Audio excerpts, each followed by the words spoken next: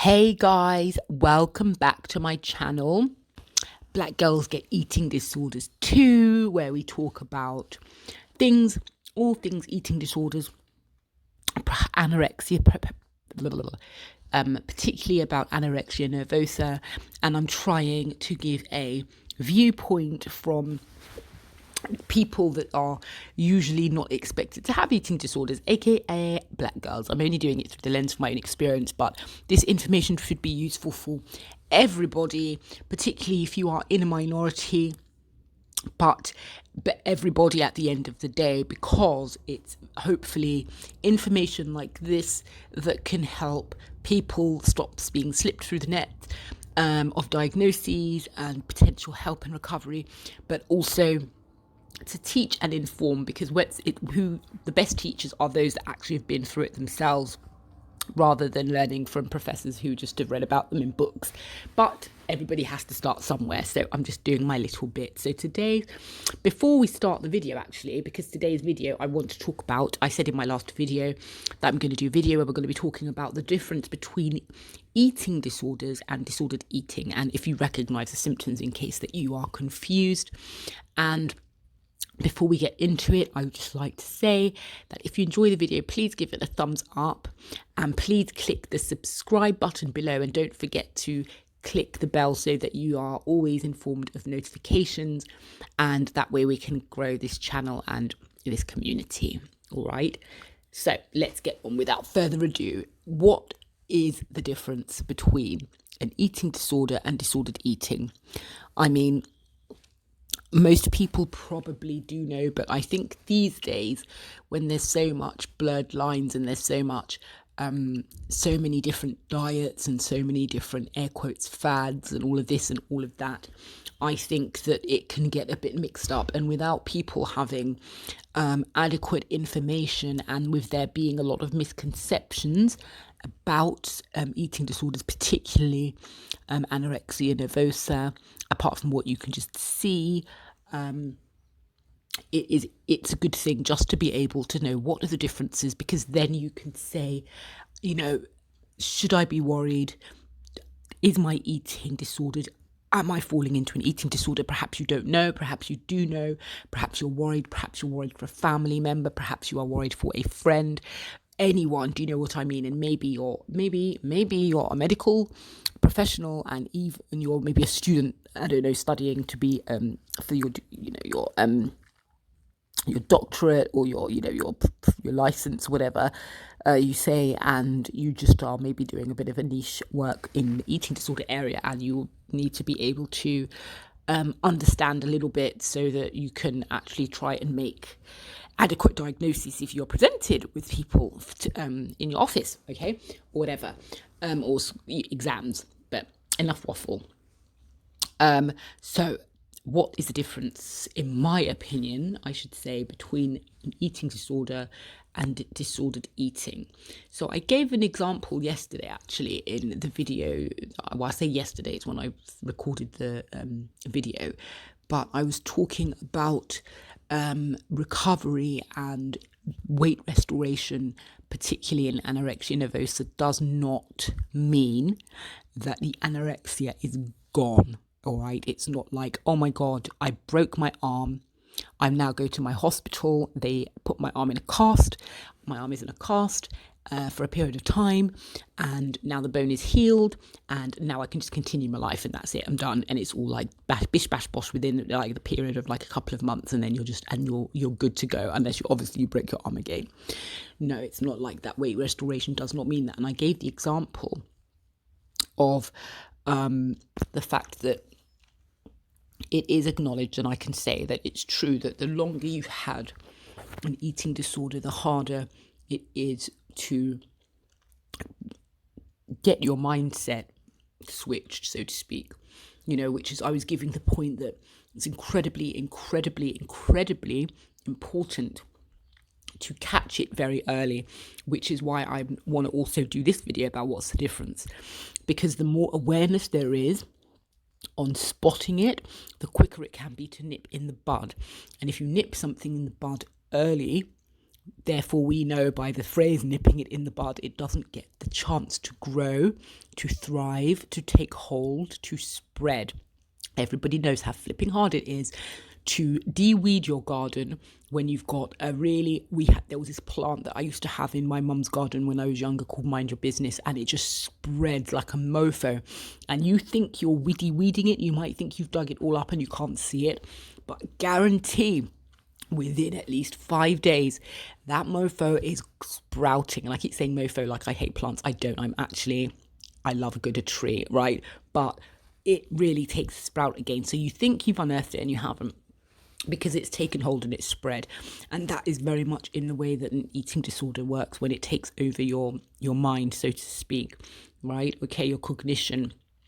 So therefore the longer. So that's what I was giving the example, that the difference of recovery in terms of why I think that recovery is always on the table. I'm not saying that you've had it a long time, you're a lost cause. Absolutely not. That's bloody well not true. I'm saying that if it's caught early, you can be almost like practically, air quotes, recovered, like fully, quite quickly, and the eating disorder could almost be a thing of the past that does not bother you. And this is really good, especially if you are a teen, so to speak, and you can have it reversed and dealt with then. Obviously, that's not just the limit, but I gave the example of people who just go on a regular diet, and you might do really well, or you might be doing well and you lose weight and everything like this, and you've been doing it for a few months, and then you just are like, either you've got to the point where you're like, I'm done, or you crack, or whatever, you just stop, and you just are like, I just want to eat normal food again, or just the food that you were like not eating, or the healthy food that you're having, or the food that you missed out on. You kind of like, oh, you know what, that's that, right? And you start going back to eat that food, okay? And you are good with it.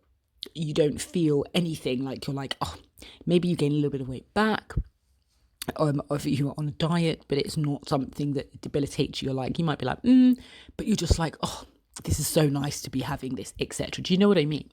And it's not, and you get over it, and it's just like, I did that diet, that's in the past now, and you're just continuing forward. There's nothing debilitating left. There are no like really obsessive things left. You just continue on.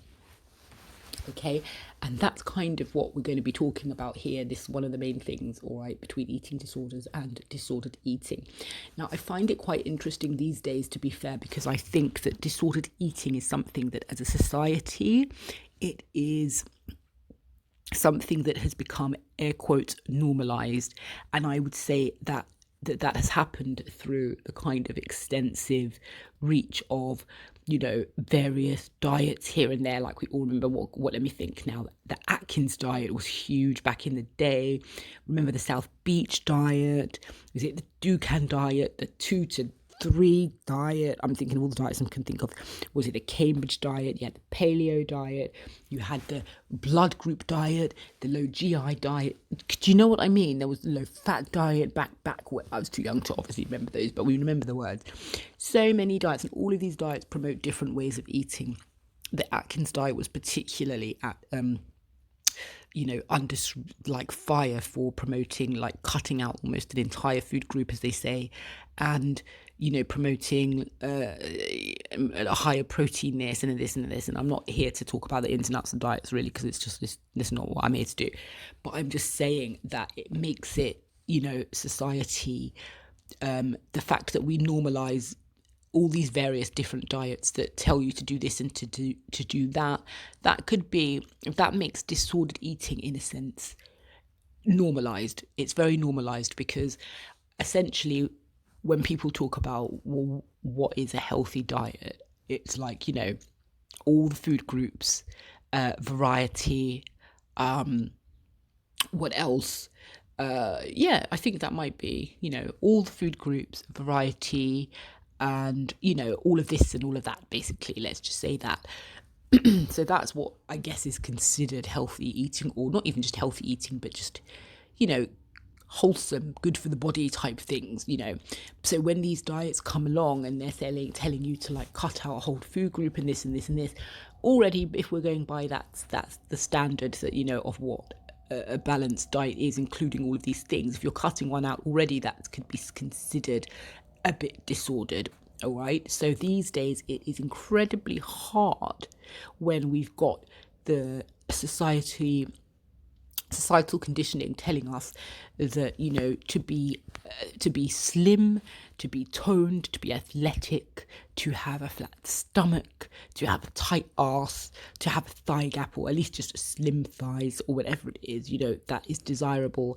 And if you attain these things, you are instantly successful, you are instantly beautiful, desirable, your life will be magic, because, you know, everything will be great because this is how desirable it is. All right. So when that message is being projected to us, it is very easy to see why everybody's always on a diet, because everybody's feeling so dissatisfied with how they look, and the bar is high. And where that bar comes from is that be a video topic for another video of, you know, society's beauty standards and why we adhere to them, and why, particularly in my case, or in, you know, minorities, or that like that, how and why, you know, we get affected, and how that does affect a minority if a beauty ideal that is so far from what is, you know, you've considered the body standard, if that even makes sense, or your genetic body shape, if it's so like far away from that, and you're being bombarded with that, and, you know, it's a different culture and all of this and all of that, it can mess you up, basically. All right, but that's what video, those are things that I would like to talk about.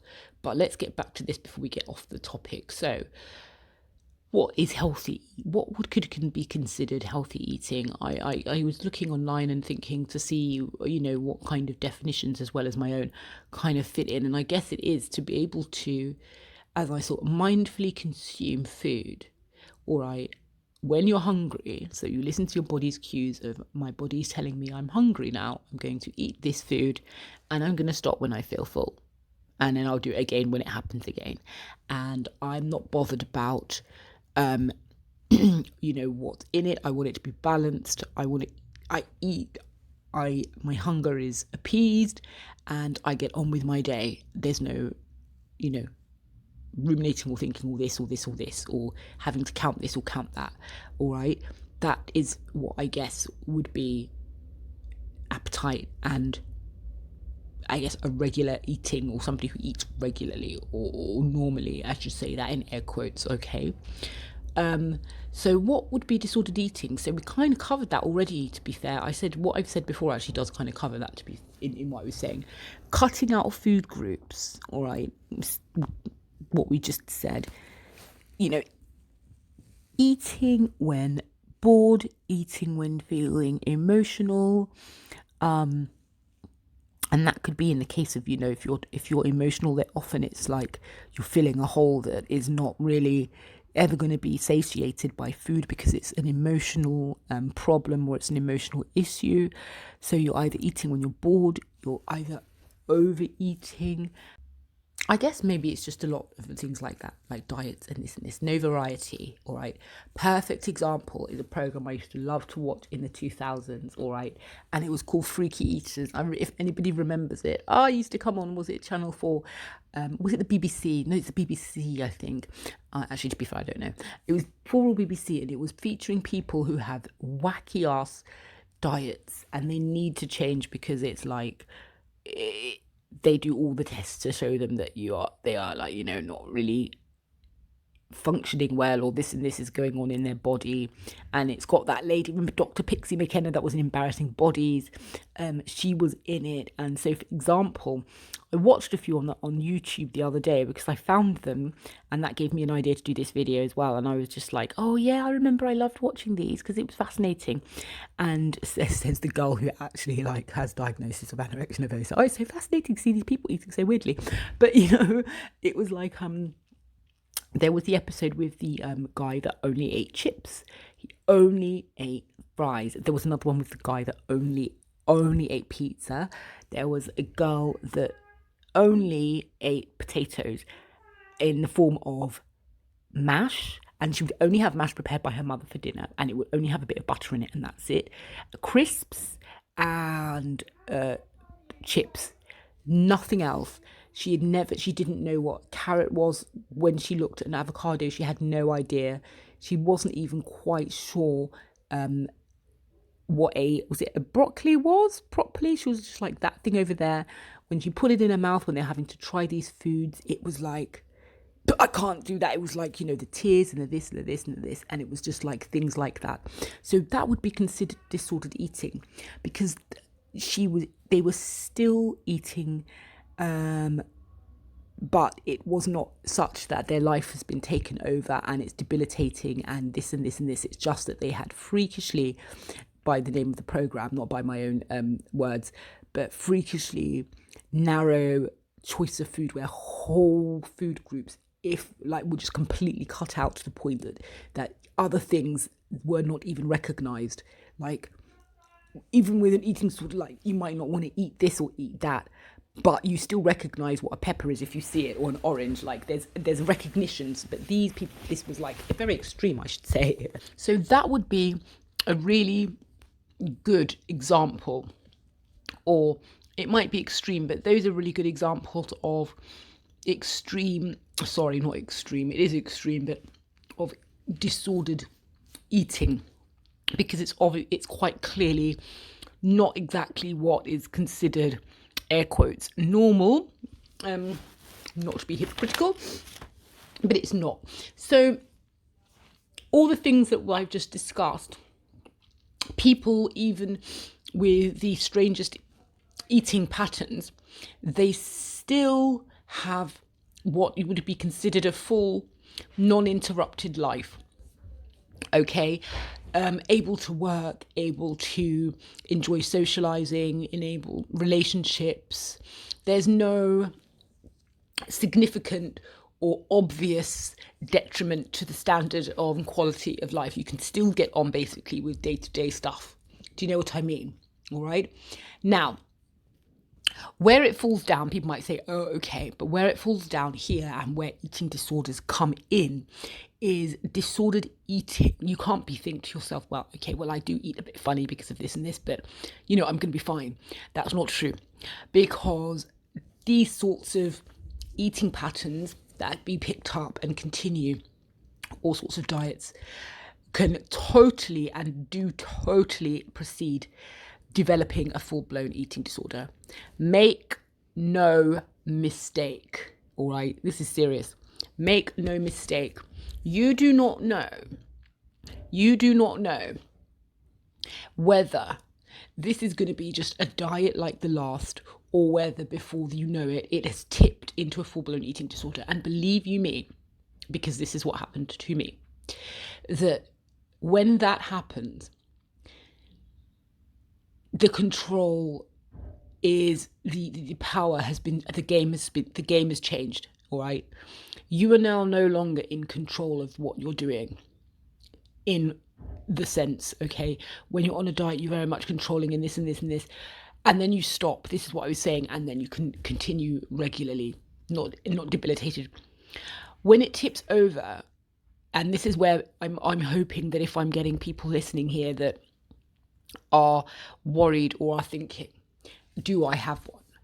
One of the things is that you might try to go back to, say, eating normally, and you find that you can't. You might start to feel fearful.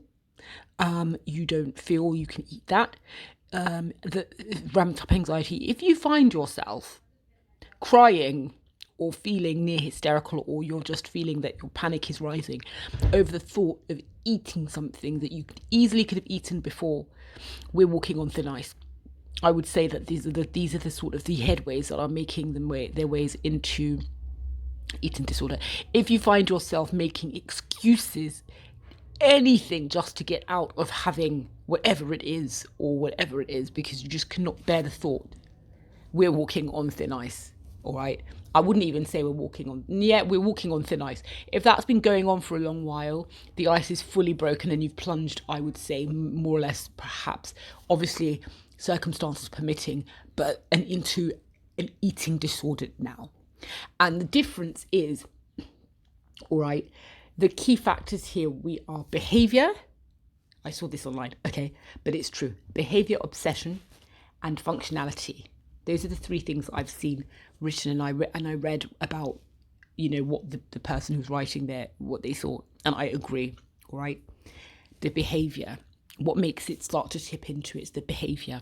So the repetition, all right, the eating the same things, the foods become, the foods in the diet, they become safe. You know that you're okay with them. They're repeated, all right. Any form of deviating from that makes you feel a bit scared, makes you feel that, something bad's going to happen. You might, you feel very uncomfortable. It might at first not be as obvious as, I don't want to eat that because I feel like if I eat that, I'm going to gain 10 stone, etc. I'm going to gain a load of weight. And that's, I'm exaggerating, but anyway, but it may not be as obvious as that. It may just be you feel very uncomfortable with what you just had. And I'll be a bit personal here and I'll give you an example. I went round to a friend's house for dinner, all right? It had been arranged for a while, okay? And I really wanted to go because I wanted to see this friend.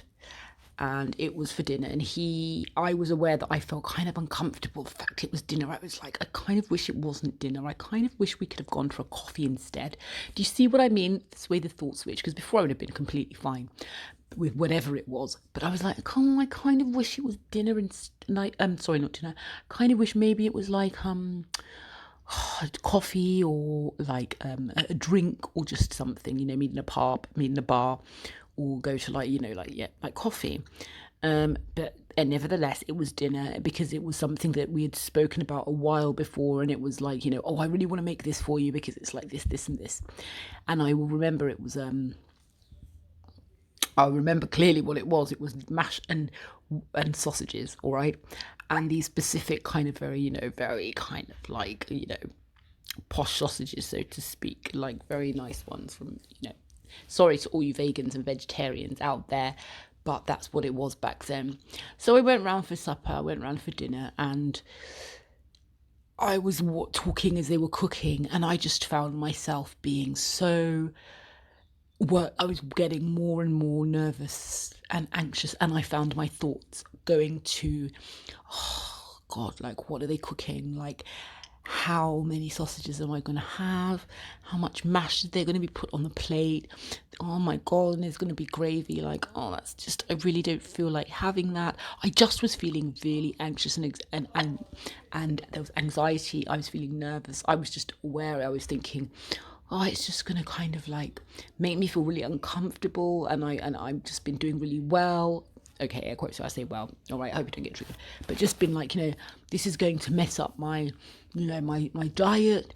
This food is going to mess up my, this meal is going to mess up my diet. It's just going to set me back like so far.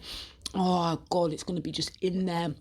And bear in mind, it was just a plate of 2 sausages and some mash. All right. It wasn't a huge plate. But do you see the way that my thought pattern has gone? I'm thinking this one plate of mash and sausages is going to completely freaking ruin my eating, the sort of the way that my eating, my diet, like it was going to make me balloon or something. Do you see how the thoughts become a bit they're extreme, or even not extreme, they're like kind of they're the behavior, all right, and which brings us to the second point when I said behavior, obsession, functionality, obsession. I'm thinking this one plate of food is going to ruin everything. It's going to make me just blow up or gain a lot of weight. It's going to just, and it was giving me such anxiety. And I'm thinking like irrational, it's quite irrational, because rationally I know that that's not going to happen. But I was just getting worked up. But on the surface, I'm looking very calm and fine and sitting there chatting away about whatever we were talking about. So then the meal came, and then obviously I can't show that I'm fine, that I don't want to eat it because of how, it's been going on. And we had some wine as well. And I've always had this thing about I don't really like drinking wine with food. I don't know why. I just prefer to do one or the other. So I'm like, oh my God, I'm drinking a little bit, I'm sipping a little bit here. And then I'm just like, that's kind of like making me think more about the what I'm having. And so I did manage to eat, like I ate some, well, I ate quite a bit, because I wanted to look normal. I wanted to look normal. And that is another red flag. Okay. Wanting to eat enough to look normal as opposed to wanting to eat it because it is there in front of me and it's a plate of food that has been cooked for me by a dear friend that we had been planning to do for a while. All right. I am thinking I need to show this person that I am, air quotes, normal.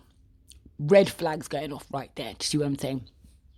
So then the evening went by, we finished it, I ended up going home. When I say that I could not sleep the whole night, I could not sleep the whole night. I was awake and I was lying in bed, and all I could think about was the sausages and the mash that was now in my body and what it was doing and how much I wished it wasn't there. I was so upset. I wished I could turn back time. I wished that I didn't eat it. I wished this. I was wishing on freaking 10 million stars, so to speak, right? And I couldn't sleep that night. Now that is not normal. Reactions like that are not regular, undisordered eating behaviour. Now, somebody who would have had disordered eating and may have not wanted to mess their diet up, so to speak, but if they did, they'll just maybe be like, oh, but they'll get back on it. It would not play on their mind you would not have all those thoughts that I was having, unless you're at a point in this sort of disordered eating where it is now tipping over into an eating disorder. And these days here that I'm describing were the very early days of my eating disorder. All right. And that's where these thoughts were starting to come from. I wasn't diagnosed at this point, but you can hear that's what happened. It was the worst night of my life at that point. Like, it was just, and that's when you know that you're kind of like, your thoughts are not really your own thoughts in that way. There's something that is like now sort of putting its feet under the table and kind of driving you, so to speak, to have, it's very much, it's a bit of complex, but you know what I'm trying to say. Okay, so that was a bit about that. And the last one would be functionality. So it's like, do you stop going out with friends? Do you stop, do you make excuses for meals, with family, with colleagues, anything that is around something that you don't like? Do you make excuses? Are you finding yourself more in the house, spending more time on your own? Or, are you finding it really difficult to go out and do things because you're so tired? As your level of your productivity levels just kind of gone down, do you feel like some people maybe need to exercise loads? Do you know what I mean? Is that going up? And that fits in with what I was saying, because the in my mind after that, I was like, right, Rosie, right, you're not going, no more dinners. No more dinners there. No more dinners here. If this happens again, you've got to find a way to nip it in the bud so you don't have to go, or renegotiate what it is that you're doing. Now, normal, you wouldn't be needing to have those thoughts. So functionality. So these, I think, are three key things. I agree that there are three key things that really separate eating disorders from disordered eating. All right. The obsession, the repetitiveness, 2, the behavior, all right, the repetition, the sort of like what it is that you're doing, how you're having things, what you want, all right. 2, the obsession, the obsessive thoughts, the anxiety, the panic, the irrationality when you're looking at it in hindsight, or when you are, kind of like pulled away from it, all right. 3, functionality. Is it stopping you from enjoying life? Is it stopping you from kind of doing things and hanging out and just living your life uninterrupted? Is it debilitating you in any way? Is there, is anything stopping you from having a non-interrupted life? All right. Behavior, obsession, functionality. those things and that criteria are met, and you're having the kind of experiences, or the sort of thoughts, or the sort of things that I'm saying, then I would be seriously thinking about if you are going to get help, or going and telling somebody. If you're not at that stage yet, and I'm not a hypocrite here, because I'm not going to tell everyone, oh my God, go and get help, because my God, I did not. Good God, no, I did not at that time. And it's not always easy when it does get you, so to speak, takes control hold. So at least I will just say, be aware. That's all I can say. I'm not going to tell people what to do. If you want to talk to somebody, I would say yes, somebody you could trust, if you have, like, if you can, or but at least if you're not sure, you're at the beginning or whatever, and you are recognizing what I'm saying as stuff that you feel and think, then I would say, please just soak this information up, and just know that the longer it continues and the more it takes hold of you, the harder it is to shake.